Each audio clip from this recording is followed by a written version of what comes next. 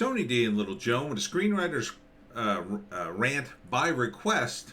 The new movie Corrective Measures, starring Bruce Willis and Michael Rooker, about a superpowered supervillain prison. Smash like and subscribe. Thank you for smash liking and subscribing. Check out my books. Links in the description. Comedy horror in South Jersey. It's the Pineys, books 1 through 8. Also, don't forget to go to the Web Comic Factory. Check out my comics. This movie is based on a comic book put out by Arcana.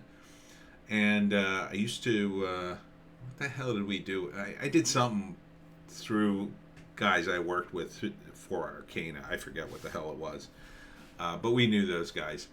Good on them getting a movie produced. I guess it's a fairly strong concept. You know, it focuses on the villains in a supermax prison.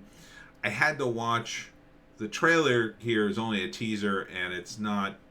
It kind of gets it across, but not really, not enough. But there was a different trailer that was more. It showed stills of the comic book.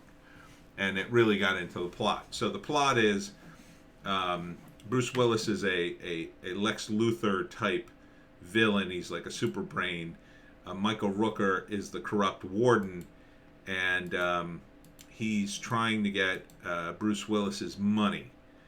And then things get turned upside down when I guess a vigilante called Payback charges in and I don't know, tries to kill a bunch of the villains, and there's also monsters in it too. So I guess like vampires and werewolves and stuff. But they have these, so I guess this is Payback, and he's going to kill a bunch of guys. But they're all wearing this like special device that keeps their powers under control, I guess. But Bruce Willis has a fortune that they can't get a hold of because he's such a super genius. So here's another guy with powers and but it's like a regular prison. This is an electricity guy, I guess. And Bruce Willis probably doesn't have a lot of dialogue in this. I don't know who this guy is. Is that Payback? I don't know. So it's on Tubi. And so is it any good? Well, I mean, Bruce Willis and Michael Rooker are in it. So that's a plus. I mean, I like Bruce Willis. This is, unfortunately, though, one of his last movies because he has aphasia. But this is a kind of movie where he probably didn't do much other than sit around and look menacing. Because he's playing a Lex Luthor type guy who's moving all the chess pieces while everybody else in the prison does stuff. Michael Rooker looks like he's chewing up the scenery, though. And he's a good actor, so he'll be interesting to watch. From the other trailer that I watched that talked about the plot of the comic, the first act is going to be establishing the dynamic of the prison and how it works, how it keeps prisoners under control, even though they have superpowers, and why here the Loeb, that's his supervillain name, Bruce Willis, is sitting on a fortune that nobody can get at, and the warden is trying to get at him. So then, at the beginning of the second act, push Payback, who's like, I think he's supposed to be like the Punisher. I guess he's trying to kill people in the prison because they're villains or whatever. And so he comes in to kill them, I guess. And things go crazy and a bunch of people die. And maybe this is all part of Bruce Willis's secret plan to get out of prison, perhaps. I don't know. But then they said something like the people who run the prison end up becoming as bad as the prisoners and vice versa. I'm not exactly sure. They're going for a whole thing like who's worse. And at the end, maybe it's like a film noir thing. Nobody's good in this scenario. It's just a bunch of bad people trying to kill each other to get up on each other. Which, it's a prison drama with superpowers, essentially. So it'll be slightly more colorful, with the superpowers, I guess. And there's more variables here. You're not just watching, I was a big fan of Oz for a while. And that was interesting to see all the various cliques in the prison. You had the bikers and you had the Muslims and You had the Irish and the Italians, and, it was all these different ethnic groups vying for power in the prison. They had different little pockets of power. It was kind of like a low stakes game. Now this would be a little different. Now it looks kind of low budget though, I'll say. It looks sort of low budget. Doesn't look like they're going to a lot of exotic places. Quite frankly, the prison scenes don't look all that totally convincing. Like this, what is this? Is this a soundstage thing? Oh, we'll put in a roof. Yeah, I guess, some prisons have an outside roof so these people can't get in. I don't know, this guy's got blood all over his face. I think that's payback. I don't know. It could be okay.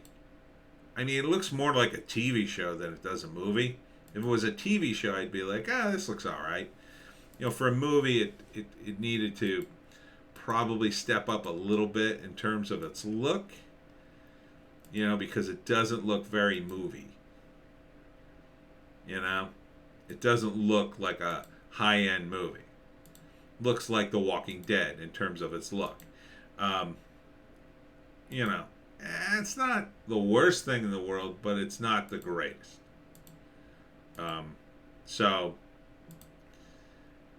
Would I watch it? I mean, it's in my wheelhouse in terms of movies that I would watch. Just like I would watch The Boys. But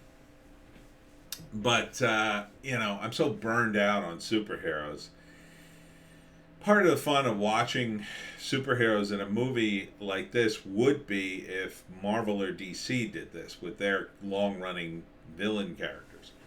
But unfortunately, they haven't done this. I mean, this was the appeal, the original appeal of the Suicide Squad, because DC had been doing comics for so long. This was an answer to why do supervillains keep getting out? Oh, U.S. government is secretly using them in the Suicide Squad, and that's how they mysteriously get out of prison. Like, that was an interesting twist on how villains get out. They're not just getting out of prison and they keep escaping and people are incompetent. No, the U.S. government's actually letting them out for various reasons.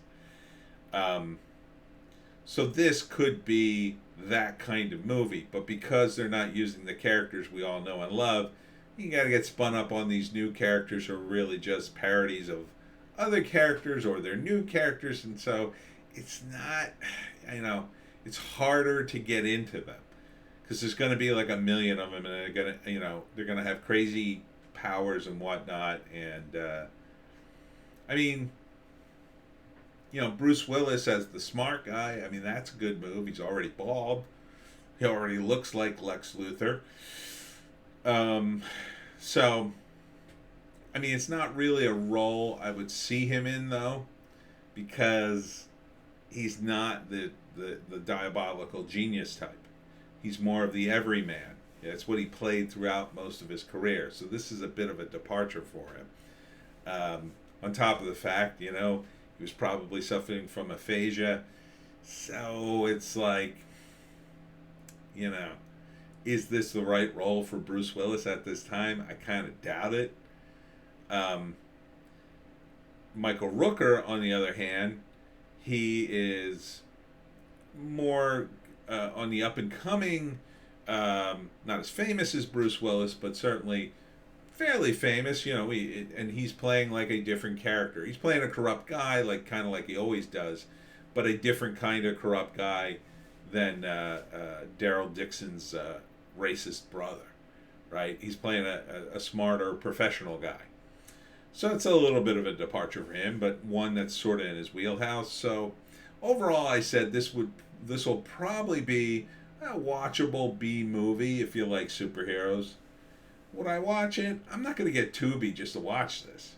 I mean, if it's on somewhere for free, yeah, maybe I'd watch it just to see Bruce Willis one last time. Because I like superheroes, it probably is pretty watchable for me if you like superhero type stuff. If the movie makers really do some interesting things with them. I think part of the problem is they get caught up. A lot of I would call them the second tier comic book companies would do superheroes too, but they would all kind of be all right, we're doing our version of the Fantastic Four. We're doing our version of the Justice League, our version of this, our version of that.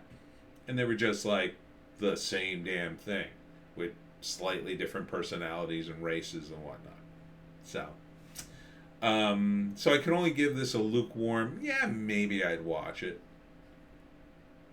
So, first act, the prison dynamics, second act, everything gets messed up by payback. Third act, resolution, probably Loeb planned the whole thing to get out of prison and get his money and kill everybody, but he's the last minute thwarted by his own hubris, would be my guess, something like that. And maybe payback wins in the day if he's a good guy. I don't know. He doesn't look like a good guy. He's got blood all over his face.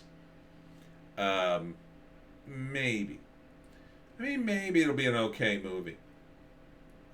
I don't know. Bruce Willis made a lot of these movies. And they kind of just crank them out. So I don't know if they're... It doesn't feel like there's a lot of, yeah, I can't wait to see Corrective Measures. Like the title isn't even all that exciting to me. It's kind of like, okay, this was the name of the comic. And granted, it was the name of the comic, but again, I wouldn't have picked that comic. I would have, obviously, like Super Jail is taken, but, something else. I don't know. I don't know. I'd have to think. I'm too tired to think of a good title right now. But something that, I mean, I get it. It's a bit of a double entendre, but it's not really drawing me in, I guess. I don't know. Maybe I'm tired. Anyhow, that's it for me. Tony D and Little Joan. I got to get some sleep. I got to relax after a long day of selling books. Thanks again for coming out to the Smithville Art Walk in Smithville, New Jersey today. I will probably do a live stream tomorrow. Yeah, I don't see any reason not to do it. I got to think of a theme. So if anybody's got a suggestion for tomorrow's live stream, let me know. Maybe we'll talk about movies. And that's it. We'll see you tomorrow.